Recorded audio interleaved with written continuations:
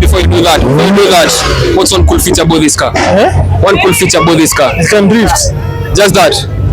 That's all the cool features you need in a car. Yes. Can we see the props and the rev? No, this is not a raving car. What about the prop? Let's see. Come on. Drift car. Just that? Yes, it was powerful drift car. Do you mind taking us through the engine?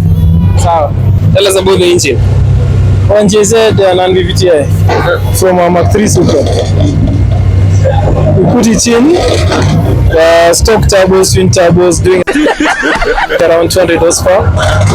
Aftermarket radiator, self-done pipes, big intercooler from just that, nothing much. Welded diff, R154 gearbox, aftermarket fuel pump, running on an EMU classic ECU. Hi, thank you.